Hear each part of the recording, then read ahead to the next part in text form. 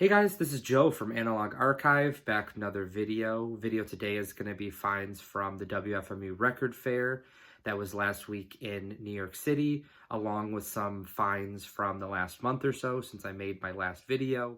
So I went down on the Friday, the day after Halloween, and I had purchased the early admission pass that allowed me in at between 12 and 3. And then after 3 was just the general admission. I had just planned to go for Friday, and so I really wanted to make sure that I was able to find some great stuff, and I really kind of took the time to try to grab as much great stuff as I could. You probably have already seen at the beginning of this video, just kind of a short clip of one of the dealers that I'll talk about in just a minute, but getting to the finds. There were 2 different dealers that I bought some records from.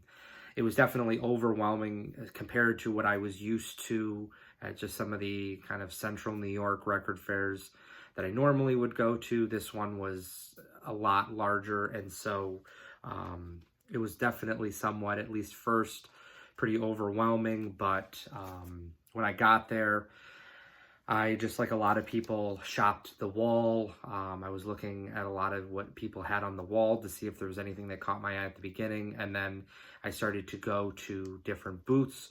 One of the booths that I had seen on the kind of the list that had been put out by WFMU beforehand was a dealer. His name was Yao, and he specialized in free jazz, or at least that was some of what he had. And I found 2 records at his booth. First one was this Irene Schweizer trio record called Tuned Boots. So continuing to find more FMP. It's been a little bit since I found an FMP, especially in person. And so I was excited to see this one in the bins. So the A side has the trio of Irene Schweizer on piano, Rudiger Carl on the saxophone, and then Louis Maholo on the drums. And then on the B side, it's just the duo of Schweizer and Carl. So this one had been a little bit on my radar, especially as I had explored in the last year or so Rudiger Carl. So I was familiar with this release, but just never really came across it. So that was a nice one to open the fair with. And then the other one that I found at Yao's booth was this Dieter Scherf or Dieter Scherf trio, Inside Outside. It's on the LST record label out of Germany.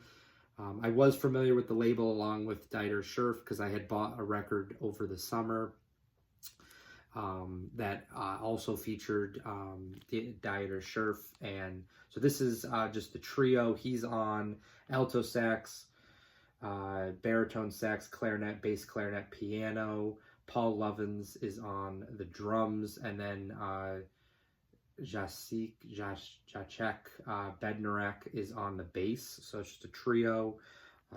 But yeah, that was a nice find as well from Yao. And then the rest of the records that I had found at the fair were from this dealer named Joe. He went under the kind of name Basement Records. He was based in Brooklyn. I guess he didn't have a store, but when I stepped up to his booth, he had said he recognized me from the Jazz Bum streams that I sometimes get on Friday nights. And so that was kind of nice that he had recognized me, but he had some killer stuff. I know that Dave, Logo Bandography, along with Dom, Seeking a Thread, had talked about just his incredible stuff. That video, again, at the beginning, or that short clip at the beginning of the video, was his booth, some of the stuff that he had on the wall.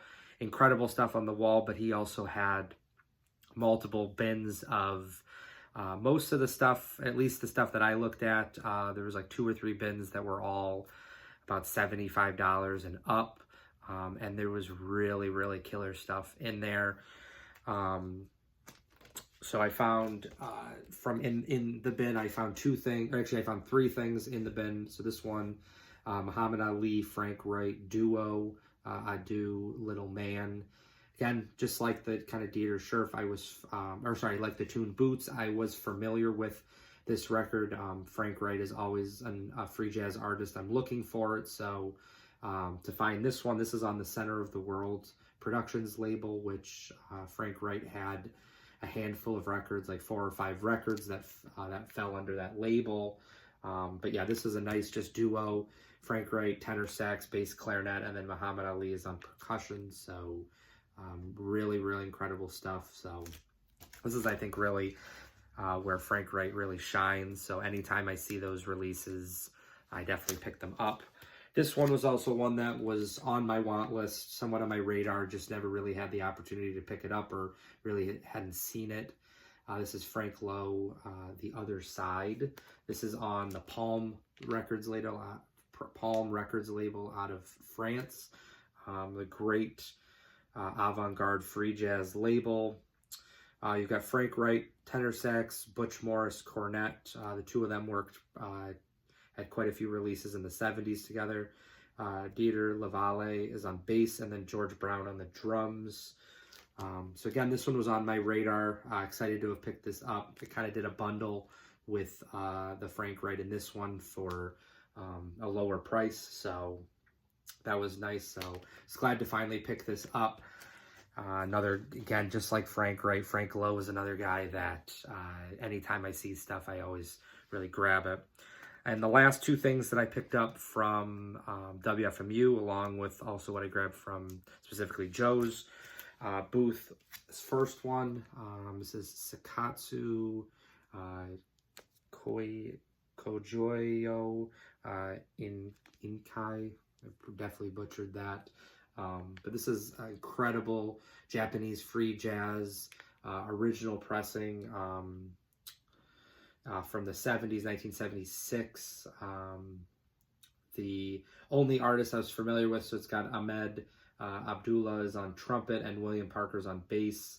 And then the other 3 musicians are all Japanese players. But yeah, this is a real great free improvisation, free jazz session, and was familiar with this. I saw this a few months ago. Somebody had kind of talked about that, posted it, and then I saw it on the Carolina Soul auction a few weeks ago, and I missed out on that one, so was able to find a really clean copy. That was also the other thing was with Joe's Basement Records booth not only the stuff was pretty rare, really hard to find stuff, but it was also really great condition. Everything that I picked was in really nice VG++, almost near mint condition. And most of these records are 50 years old, 45, 50 years. So this is definitely the big one. This is the wall record that I picked up.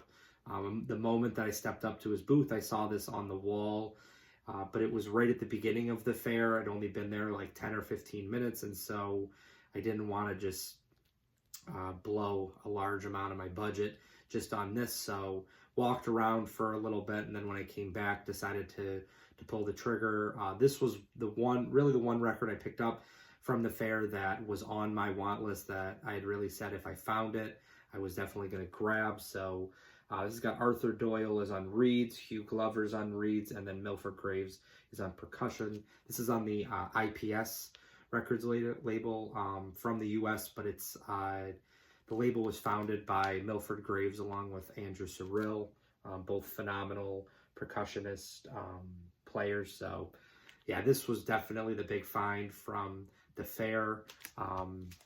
But also one thing that was really enjoyable going to the fair was the amount of people that I saw.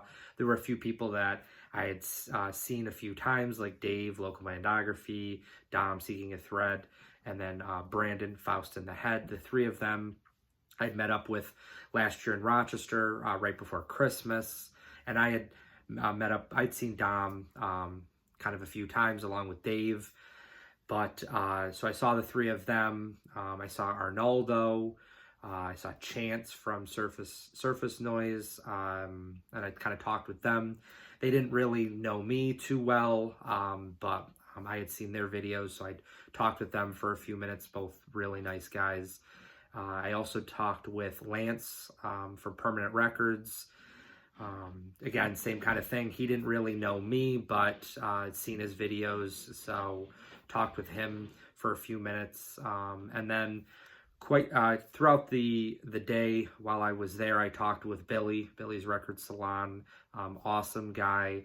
I went to his shop over the summer when I visited New York City. But it's always great to see Billy, talk with him. And he actually bought a few of the records from me that allowed me to finance the Japanese free jazz one right at the end of the day.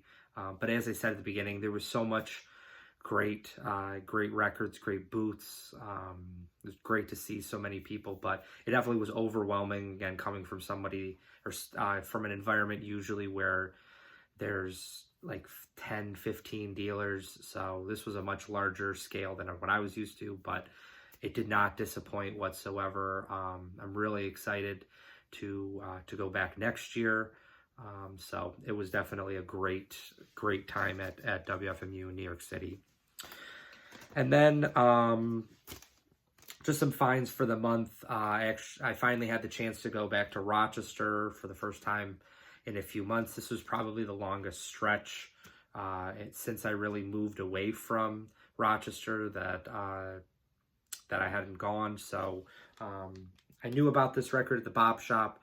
They posted an Instagram video last week doing kind of a flip through, and they had a copy of Night Dreamer, Wayne Shorter.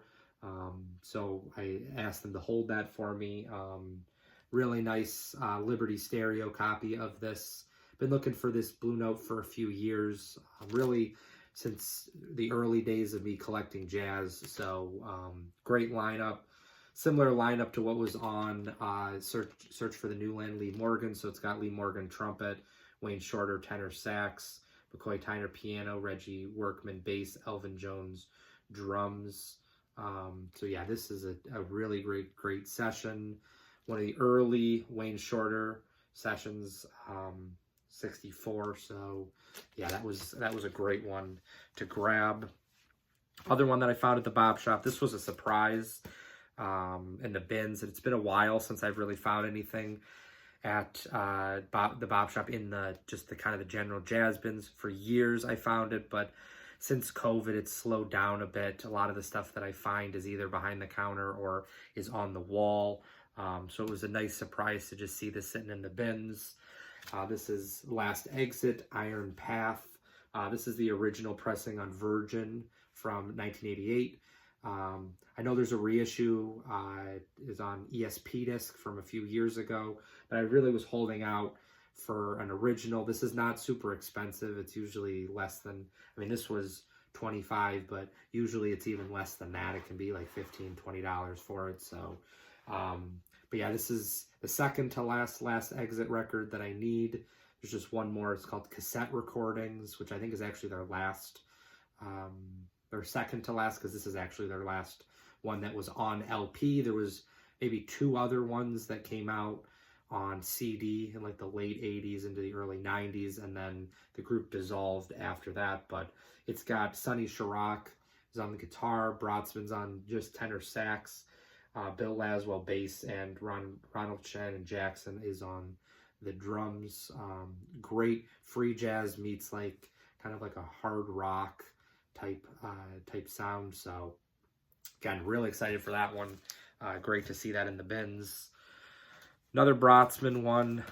Haven't found a lot of stuff, but this one was a record that Rob, the Waxed, he had gone to Amoeba maybe like a month and a half ago now, and he had shown me what Brötzmann CDs they had, and this CD was there. It was not familiar with it at all, and upon looking it up, I found that they actually had a vinyl pressing that had come out earlier this year, but the original was from the early 90s. It was like 91, 92 on CD. There was also a cassette that was around that same time, like in the 90s. And then, again, finally out on vinyl this year from a Chinese label called UFO Creations. They've got a Bandcamp. You can actually buy this on Bandcamp, but when I purchased this a few weeks ago, they had not kind of put up all of their stock on Bandcamp. So I actually just bought this on online. So this is called Funny Rat. This is a Japanese tour that Brötzmann did between September and October 1991. So it's got Brötzmann, tenor sax, bass clarinet, Teragato, and then Shoji Hano is on drums, percussion. It's just a there's kind of two parts to Funny Rat. Funny Rat 1 is on the A side, Funny Rat 2 is on the B side, and then there's another track called Snake and Sheep. But it's just a classic Brötzmann session, really consistent pretty much throughout his whole career, really intense, and just kind of going back and forth between him and then Shoji Hano was on the drums. But picked this up obviously because I'm a huge Brötzmann collector, but also this is a very unique time in Brötzmann's career where he the releases switched over from vinyl to just being really pretty much on CD, so it's a lot harder to find a lot of the stuff. And the 90s, he didn't really have as much that he was doing in the 90s. He was obviously part of, again, Last Exit kind of spilled into the early 90s. He had a record in 1990 with his son called Last Home. And then by like the maybe 92, 93, he put together Die Like a Dog with like Tashinori Kondo.